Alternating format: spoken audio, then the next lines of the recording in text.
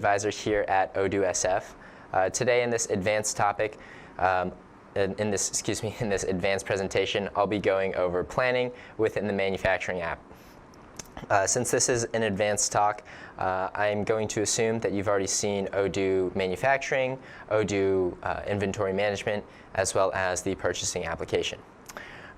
If not, we do have links for that in the description. Or you can set up a custom demo with me. My email is tya@odoo.com. All right, so I do want to start off with the manufacturing order itself. We do have quite a few updates here to list just a few. But I'm going to actually hop into a demo database to show you around, to show you how to set things up and whatnot. All right, cool. So right here, we're in the home base. I'm just going to go over to the manufacturing application and skip over the overview and go into the manufacturing orders themselves. Okay, so in this table, we'll see all sorts of important data, what order number, when they're scheduled for, if we have any specific deadlines to produce these products by, as well as component availability, the product we're producing. Now, if you want to see more information, you can always click over here and then add in these columns right here. So maybe we want to see where this manufacturing order is coming from, and maybe the bill of materials doesn't really matter to us, so we can hide that away. Okay, so let's go ahead and create one right here. We'll hit create. And I'm going to choose the sunglasses product, and you'll see that the bill of materials has auto-populated for that product. The components have filled in. The frame is actually a sub-assembly, so it's going to produce a manufacturing order, and then we're going to buy the pair of lenses. So we'll see how that those two objects kind of differentiate later. You'll also notice that the work orders have been combined into this manufacturing order. They're actually on the bill of materials now instead of being a separate unit. So with that being said, I can add operations on the fly right here while I'm creating this MO. So if I wanted to say assembly, and I'll assign this to a work center, the building booth. And instead of 60 minutes, let's say it's only 15 minutes to assemble this pair of glasses. Okay. And now I can go ahead and confirm. All right. And so we'll see that we do have a scheduled date right here. And we can actually check out the planning view before hitting plan and putting that on the calendar. Okay. So I'm going to check it out by work center, and we can see the weekly view and what's available and what has been filled up already. So it looks like the building booth is full on the 25th.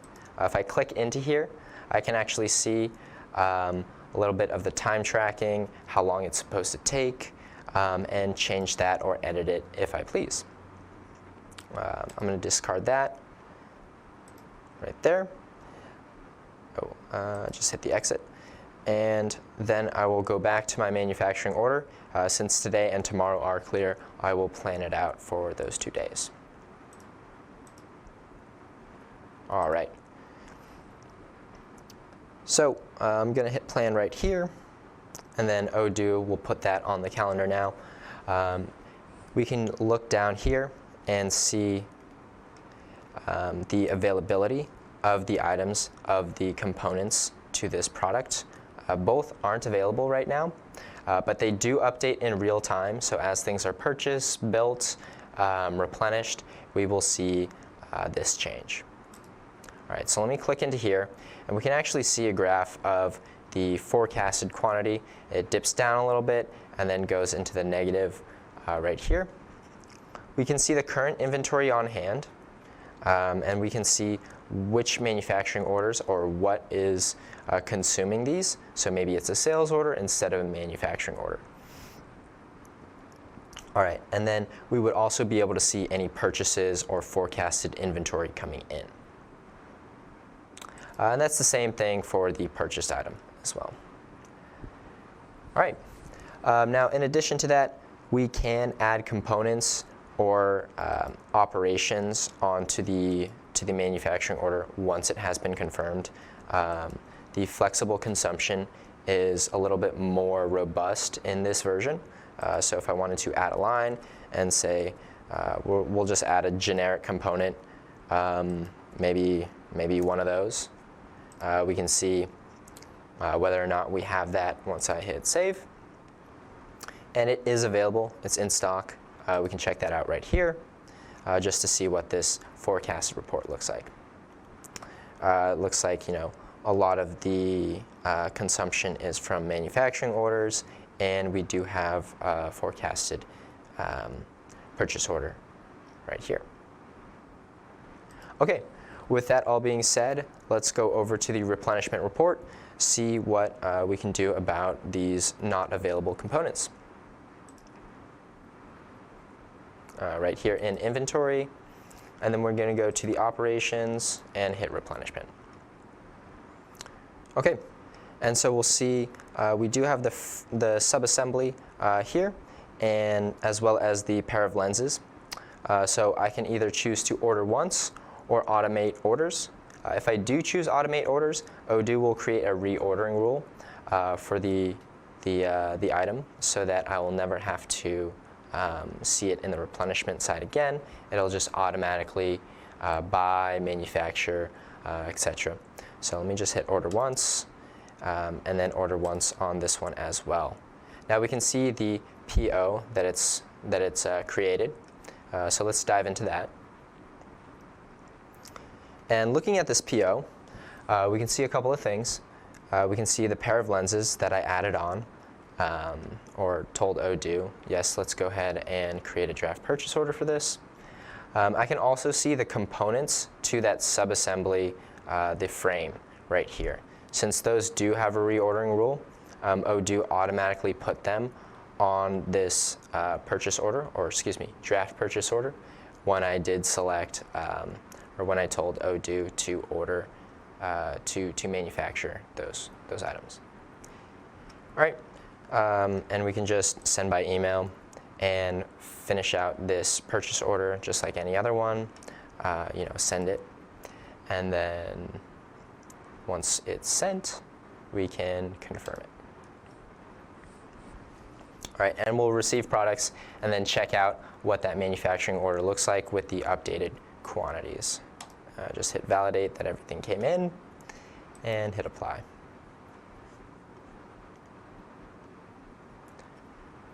Okay, cool.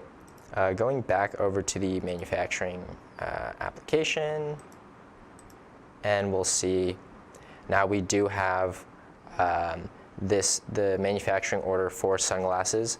We do have component availability coming in today, and the manufacturing order for the subassembly is available and ready to go. So if I click into that, I'll actually see everything reserved has already been reserved and is ready to be processed. All right, but let's go back to the replenishment report and the replenishing side of things, and we'll see how a couple of other ways how things can be replenished. All right, so I want to show you reordering rules. Now, diving into this, these are the rules that we set up for to tell Odoo how things come in, if we want them to come in automatically, things like that, to kind of automate the day-to-day side of your business. All right, so this is going to be a basic reordering rule right here, any one of these actually. In version 14, every component has a default reordering rule, and that is a manually triggered reordering of the product based on the preferred route that you've set up. It could be manufacture, it could be buy, depends on what you set up on the product card itself. The minimum quantity will automatically be set to 0, but you can change that right here after the fact. So if I cancel out, I can see all of my components and products in this database. But if I look at one a little bit closer, I can see, all right, the preferred route is buy, so we're going to create a purchase order instead of a manufacturing order. The trigger for this one is auto, so every time it's requested, in real time, Odoo will create a draft purchase order or add this onto a draft purchase order so that you don't have to do any clicking or any manual labor. The min and max are going to set up. The min is going to be a threshold that you hit. So if you go below this number, Odoo will start ordering up to the maximum amount of this component. And you can set the quantity multiple in case you order in packs of 6 or a dozen or something like that. And now at the very end, we'll see this little eye bubble, and I can click on it, and I can see the forecasted date when these items should be brought in. So it's going to take into account vendor lead time, any purchase security lead time you want to set up, or days to purchase that you've already established on the product itself, and give you a final forecast date right here of when the item should be brought in if you order on this date or replenish on that date. Okay, the reordering rules are very good for items that are high volume that you want to keep in stock at all times. They tend to be purchased items with shorter lead times from what I've noticed. With that being said, let's go over to the manufacturing production schedule or the master production schedule. Sometimes it's also called the master procurement schedule. A lot of names here. All right, and it's going to be in the planning side of manufacturing right here. And this will also be on a, this will also replenish on demand based on things that actually happen, changes instantly instead of on a scheduler like it used to be, or once a day, twice a day, whatever you set it up to. That's no more. It's constantly updating. This one I have set up for 12 weeks. You can set it up for 12 months, 11 months, 13 months, however many columns you want, and those columns can be days, weeks, or months, depending on what models your business the best. Okay, so let me add a product so that we get something a little bit nicer, and we'll add a frame right here, and we'll hit save. And then I also want to change the target value of the sunglasses. So I want to bump that up to 10 units that we have in stock at all times. That's similar to the minimum right there. We also have minimum to replenish and maximum to replenish. So for instance, maybe you have to replenish X amount every week, or you can only produce X amount per week. Okay. Looking at these two items, we know that the subassembly is part of the sunglasses. So we can see that the demand is reflected, or the sunglasses demand is reflected in the frames demand. Going over these lines one by one, we do have a couple of new fields right here. So the actual demand, this is going to calculate based on any sales or outbound demand.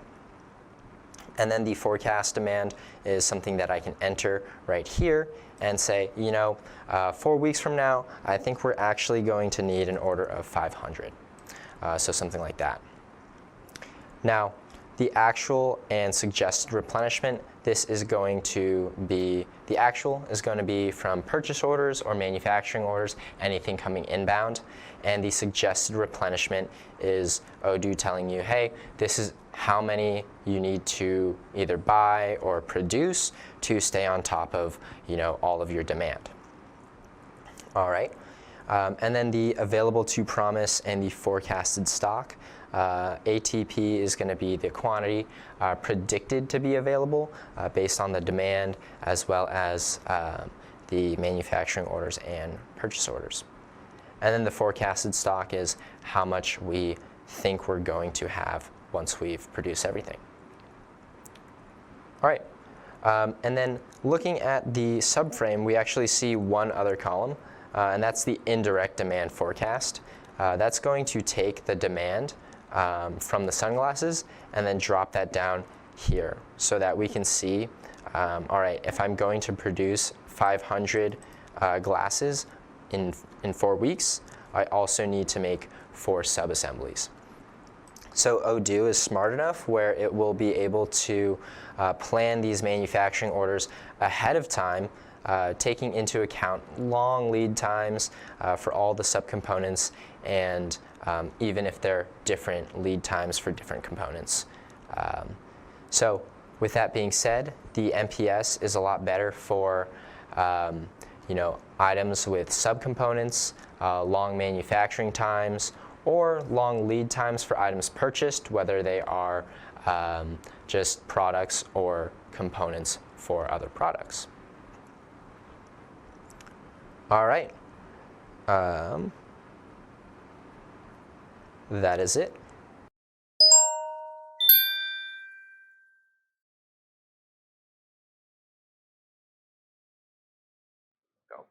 Thank you, Tyrone, for that. Advanced manufacturing. Learned a lot today. Appreciate it. So we have some questions for you from the fans who are all screaming, "I love Tyrone." So we still have routing options for the bill of material, right? Or do we have to add the MO operations manually now? Yeah, so on the bill of material, you can actually set up all the routings and the work centers on it. If you want them to be added to every single bill or to every MO that uses that bill of materials. Okay. Otherwise, you can just keep it blank, and every time, if it's flexible, set that up on the fly. So it really depends on what your operations are and what best fits your needs. Excellent. Okay. Thank you for that. Now we know. What's the best strategy in version 14 in handling a setup that changes in the work center with the type of the product? Okay. So similarly to the last question, you would want to keep the bill of materials, the routings or work orders section blank. And then that way, every time you use the bill of materials, you can adjust or set it up as needed. Okay. If you do have operations that are consistent with every single MO, but maybe operations 2, 3, 4 always change, put that first operation on. That way it'll show up on every single manufacturing order, and then you'll have one less thing to add. Okay. Cool. Very clear. Thank you. And okay, so here's another one. Does marking an MO as a favorite prioritize the components for the particular MO as well, or the same feature that Fabian showed us earlier today? Oh, okay. Yesterday. Actually not 100% certain, but if you email me at tya@odoo.com, I'll get back to you and we can figure it out together. Oh, that's a good point. Let's put your email in there, tya@odoo.com, for everyone who wants his number. Yep. There you go. And if you want the phonetic version, it's Tango Yankee Alpha @odoo.com. Very underrated skill to have. All right. Tyrone, what's your favorite new version 14 feature for advanced manufacturing? Gotcha. I really like the KPIs in our master production schedule that allow you to see what actually happens, what actually occurs. Okay. So you can see your forecasted values, your actuals, get a sense of how on point that is, and be able to forecast better for the future, whether it be the future weeks, months, or year. Okay. Excellent. Another question here. How much volume can Odoo handle? Gotcha. So that does depend on your setup, whether you're on premise, on Odoo SH, or Odoo online. There are currently no limitations on Odoo online. Odoo SH, you can scale up or down depending on how many workers, which are going to correlate to the amount of server actions per second, and as well as the amount of storage. And then if you're on premise, it is totally up to you and what your hardware is capable of. Okay, that makes sense. Perfect. Is the forecasted demand linked to quotes from sales reps without being confirmed and/or products in shopping carts on the e-commerce platform? So essentially, are any draft orders used as a calculation for forecasted demand? I believe draft purchase orders aren't. I know for a fact confirmed orders are. Let me get back to you on that one. Again, feel free to email me and we can discuss further. Excellent, that makes sense. Perfect, don't forget his email, it's in the chat. So next question here is, if minimum quantity available is set, does the maximum available quantity need to be something more than that, or can it be 0? It can be 0. So the max is just the maximum that you can produce or pull in. But if it's set to 0, it'll just go to that minimum quantity to maintain threshold, so that you won't run out of that product or subassembly. Okay, excellent. Next question we have here, can we use both fixed and flexible routing options for a bill of material? Yeah, so I think the question is asking if we have a bill of materials that's already set up and fixed, can we change it after the fact, after we use it? And with flexible bill of materials, yes, you can tweak it. If you, for say, have another product that you don't ever want the bill of materials to change, you can have that product be fixed and your first product be flexible. So in that sense, you can use both. Okay, excellent, thank you. Next question, can you, what is flexible routing exactly? Gotcha. So just a flexible bill of materials is going to allow you to change the components, the amount of components, the routing / work orders on a bill of materials.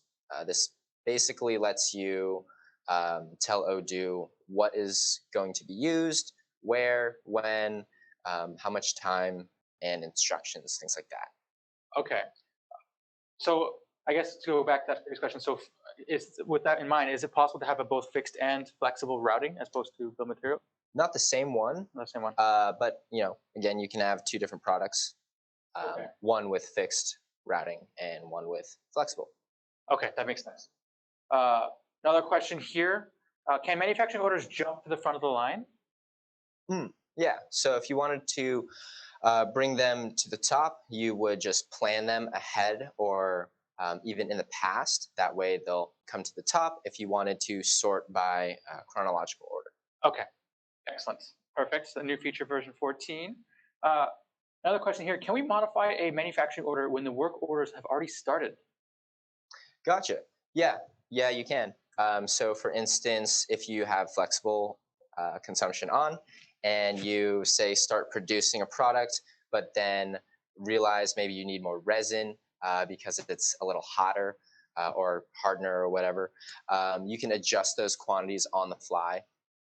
That is part of the new version 14 flexible bill of materials functionality.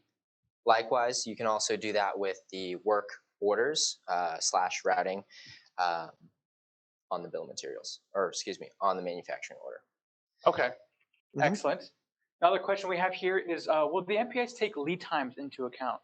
Yes. So that's a really good question. The MPS will take manufacturing lead time, customer lead time, and purchasing lead time into account when it's buying or scheduling manufacturing orders for components, subcomponents on the MPS.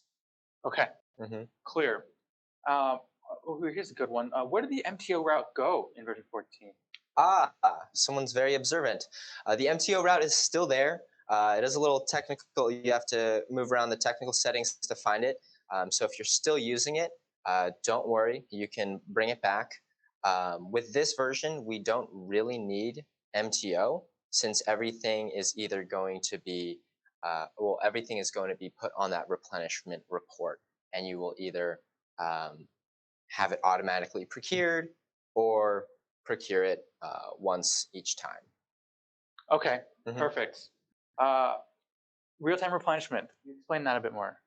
Yeah, so every time the product is needed, is requested, whether it's for a sale order, manufacturing order, something like that, Odoo in real time will look at the inventory, what's there, what's forecasted, and if that forecast value is below the threshold, in real time, it'll add that to the replenishment report, or automatically to a PO or an MO based on what you've already set up.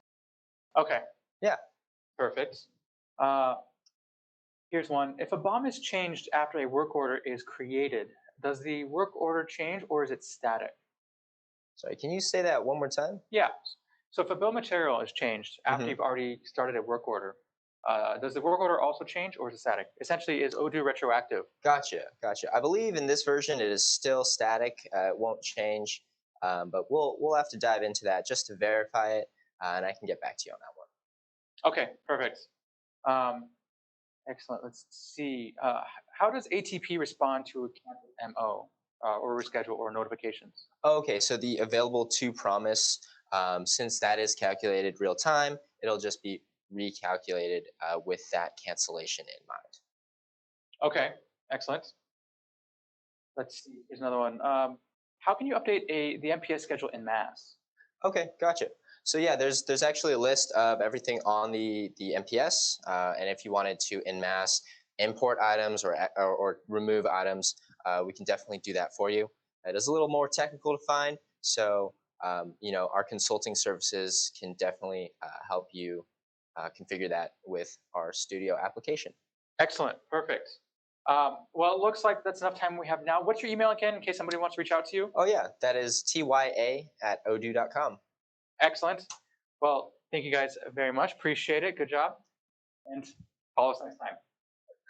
All right, bye.